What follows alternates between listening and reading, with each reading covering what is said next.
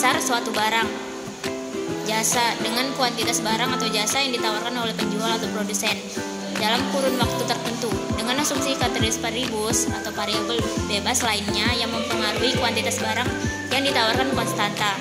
Variabel bebas lainnya yang dimaksud antara lain adalah teknik produksi, pajak, subsidi, dan tingkat suku bunga atau bank. Jadi saya akan menjelaskan contoh soal fungsi penawaran. Diketahui US sama dengan 5/3 B min 6. US sama dengan 0. Ditanya tentukan batas nilai US min B yang memenuhi fungsi penawaran tersebut.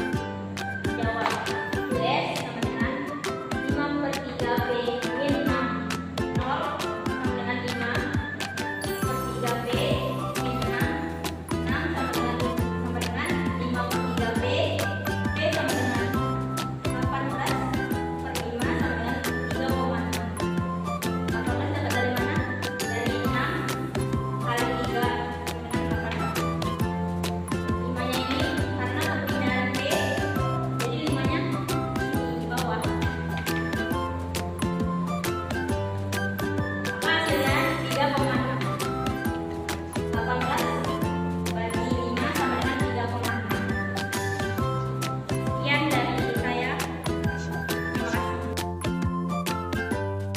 Keseimbangan pasar, yaitu pertemuan antara pembeli atau konsumen dengan penjual atau produsen guna melakukan transaksi jual beli suatu barang atau jasa, baik secara langsung maupun tidak langsung. Keseimbangan pasar akan terjadi bila harga barang atau jasa yang ditawarkan oleh produsen atau penjual sama dengan harga yang diminta oleh konsumen atau pembeli, atau kuantitas barang atau jasa yang ditawarkan oleh produsen atau penjual sama dengan kuantitas barang diminta oleh konsumen atau pembeli. Keseimbangan pasar tersebut dapat dinyatakan sebagai QD sama dengan QS atau A min BP sama dengan C plus DP. Seperti telah dijelaskan di muka, titik keseimbangan pasar yang mempunyai makna dalam analisis ekonomi hanyalah titik keseimbangan pasar yang terletak di kuadratkan pertama. Pengaruh pajak terhadap keseimbangan pasar berarti fungsi permintaan tetap, sedangkan fungsi penawaran berubah. Pajak T per unit bila fungsi permintaan dan penawaran suatu barang semula atau sebelum pajak masing-masing QD sama dengan FP sama dengan A min BP dan QS sama dengan GP sama dengan C plus DP. Maka setelah diberlakukan pajak T per unit akan menjadi beberapa fungsi, yaitu fungsi permintaan tetap dan fungsi penawaran berubah. Fungsi permintaan tetap adalah QDT sama dengan QD sama dengan A min BP. Fungsi penawaran berubah adalah QST sama dengan C plus DP min T. Selanjutnya, keseimbangan pasar akan terjadi bila QDT sama dengan QST, fungsi permintaan, penawaran, dan keseimbangan pasar semula atau sebelum dan setelah pajak 1 per unit. Sebelum pajak, fungsi permintaan QD sama dengan A min BP, fungsi penawaran QS sama dengan C plus DP. Syarat keseimbangan pasar QD sama dengan QS, titik keseimbangan E, PE, dan QE. Setelah pajak, QDT sama dengan A min BP, QST sama dengan C plus D, P min T. QDT sama dengan QST, ET, PT, dan QT. Pajak persentase.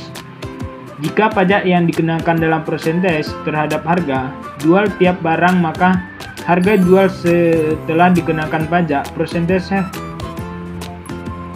sebesar R akan bertambah sebesar RB. Dan bentuk fungsi Q dalam P-nya adalah sebagai berikut. Fungsi penawaran sebelum pajak, fungsi penawaran setelah pajak. Hubungan P dan PR dinyatakan oleh P sama dengan PR per 1 plus R. Hubungan pajak per unit T dan pajak persentase R adalah T sama dengan RP atau T sama dengan PR min P. Pengaruh subsidi terhadap keseimbangan pasar. Bila pemerintah memberikan subsidi terhadap barang atau jasa yang dijual, maka harga per unit barang atau jasa tersebut akan turun dan sebaliknya. Kuantitas barang yang diminta oleh konsumen akan naik. Besarnya subsidi yang diberikan oleh pemerintah per unit barang akan menggeser kurva penawaran ke bawah sebesar subsidi tersebut dan kurva permintaan tetap. Adapun contoh subsidi S per unit, ditulis kembali fungsi permintaan dan penawaran suatu barang semula atau sebelum subsidi sebagai berikut dengan rumus QD sama dengan F dalam kurung P sama dengan A min BP, QS sama dengan G dalam kurung P sama dengan C plus DP.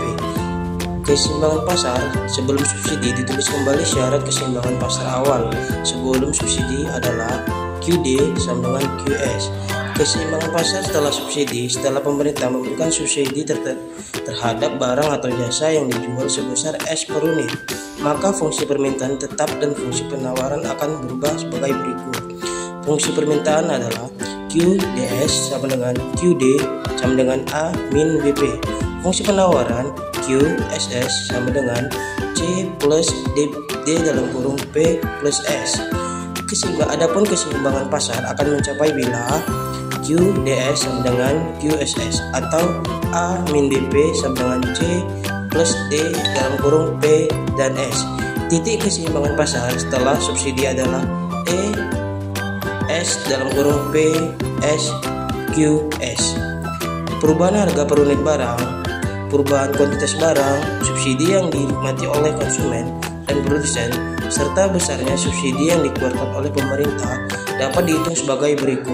Oke, baiklah, langsung saja kita masuk ke keseimbangan pasar dua jenis barang. Fungsi permintaan dan penawaran. Fungsi permintaan dan penawaran barang pertama dalam rumus Q D1 sama dengan F dalam kurung P1 P2 tutup kurung. Q S1 sama dengan G dalam kurung P1 P2 tutup kurung. Fungsi permintaan dan penawaran barang kedua Q D2 sama dengan F P1 P2 tutup kurung. Q D2 sama dengan G dalam kurung P1 P2 tutup kurung. Keseimbangan pasar akan terjadi jika kuantitas barang yang pertama yang diminta sama dengan yang ditawarkan dalam rumus Q DT sama dengan Q D2. Kuantitas barang kedua yang diminta sama dengan yang ditawarkan Q D2 sama dengan Q S2. Harga kuantitas keseimbangan pasar untuk masing-masing barang yaitu P1 tutup kurung E, Q1 tutup kurung E, P2 tutup kurung E dapat dicari dengan menyelesaikan secara P1 dan P2 adalah harga per unit barang pertama dan kedua. Q1 dan Q2 adalah kuantitas barang yang pertama dan kedua. Model analisis keseimbangan pasar dua jenis barang ini dapat diperluas untuk lebih dari dua jenis barang atau dalam kurung N lebih besar daripada dua jenis barang. Terima kasih. Oke, selanjutnya pengaruh pajak dan subsidi terhadap keseimbangan dua jenis barang. Pengenaan pajak dan pemberian subsidi oleh pemerintah terhadap salah satu barang yang memiliki hubungan substitusi dapat mempengaruhi harga kuantitas barang itu sendiri dan dapat juga mempengaruhi harga dan kualitas barang lainnya yang diminta atau ditawarkan. Terhadap kedua jenis barang itu, dapat saja keduanya dikenakan pajak atau kebudayaan barang yang diberikan subsidi atau salah satu dikenakan pajak dan barang lainnya diberikan subsidi seperti analisis pengaruh pajak dan subsidi terhadap keseimbangan pasar dan jenis barang. Fungsi permintaan pembeli atau konsumen dianggap tetap, yang berubah hanya fungsi penawarannya yang menjadi indikator pengaruh pajak dan subsidi pada keseimbangan pasar, yaitu pajak terhadap keseimbangan pasar dan subsidi terhadap keseimbangan pasar. Ternyata pajak sangat berpengaruh terhadap atas penjualan, selalu menambah harga barang yang ditawarkan sehingga hanya mempengaruhi fungsi penawaran. Pajak dan subsidi juga berpengaruh pada penawaran. Pajak yang terlalu tinggi membuat produsen tidak memberi harga yang terjangkau. Hal ini membuat penawaran semakin menurun. Terima kasih. Analisis pulang pokok. Analisis pulang pokok juga terdapat dua fungsi, yaitu fungsi permintaan total dan fungsi biaya. Fungsi penerimaan total bisa disebut total revenue sama dengan total penjual. Bagi sebuah perusahaan adalah fungsi dari kuantitas barang yang dijual atau diproduksi. besarnya nilai merupakan hasil kali antara kuantitas barang yang diproduksi atau dijual dengan harga barang per unitnya. Secara matematis dapat dinyatakan sebagai berikut dengan rumus R sama dengan F kali Q sama dengan PQ. Penerimaan barang adalah permintaan total dibagi kuantitas barang yang diproduksi atau dijual dengan rumus AR sama dengan P. Jadi penerimaan rata-rata sama dengan harga per unit barang yang diproduksi atau dijual. Fungsi biaya. Fungsi biaya total yang dikeluarkan memproduksi suatu barang akan semakin besar bila kuantitas produknya makin banyak.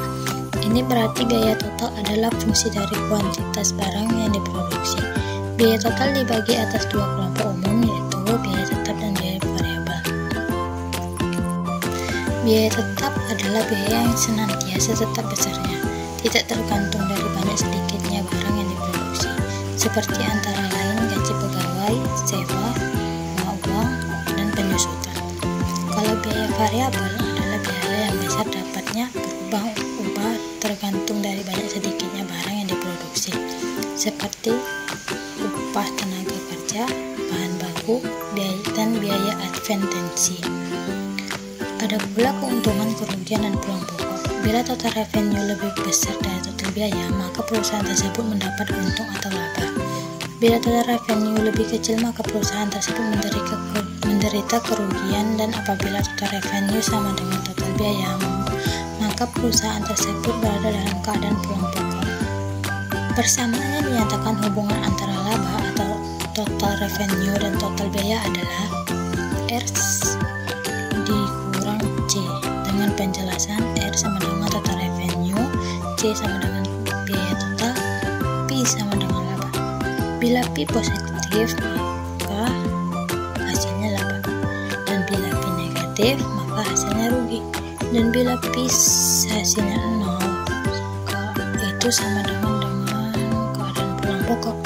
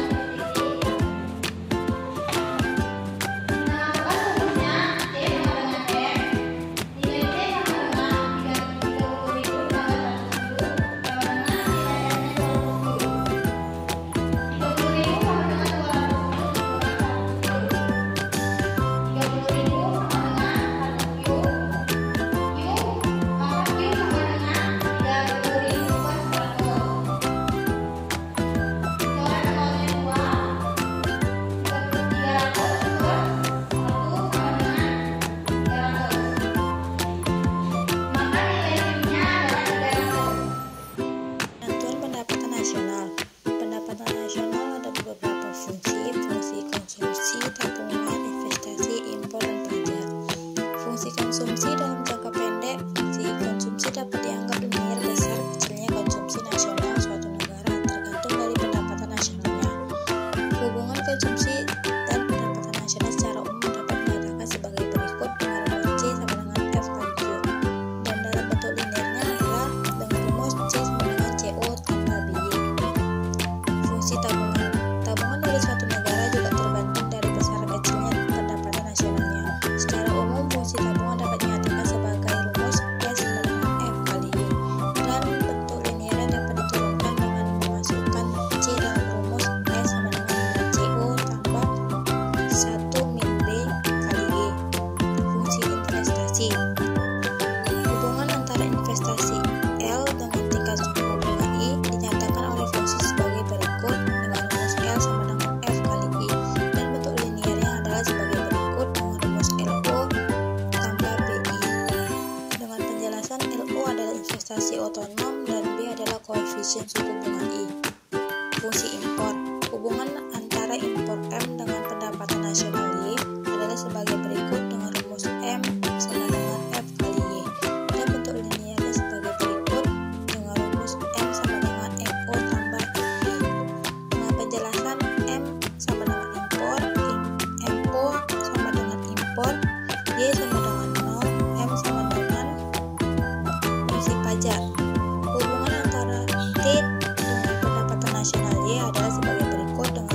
sama dengan F kali Y dan bentuk linearnya adalah sebagai berikut dengan rumus DO tambah AY. Pendapatan nasional dan pendapatan disposable.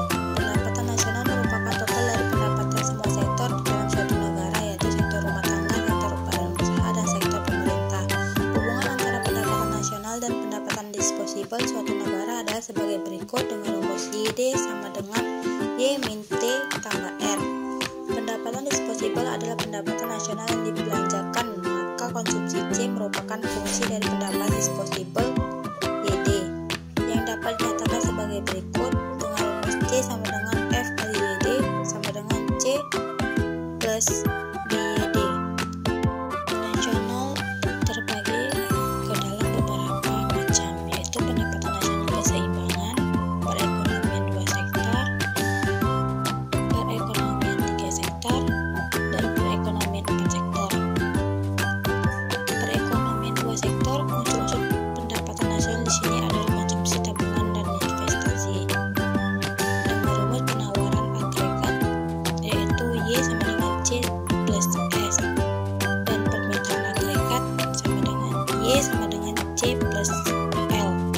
Syarat terjadi keseimbangan pendapatan nasional adalah C sama dengan S sama dengan C plus L, atau S sama dengan L. Perekonomian 3 sektor, unsur-unsur pendapatan nasional adalah penawaran agregatnya Y sama dengan C plus S T min R. Permintaan agregatnya Y sama dengan C plus L plus G.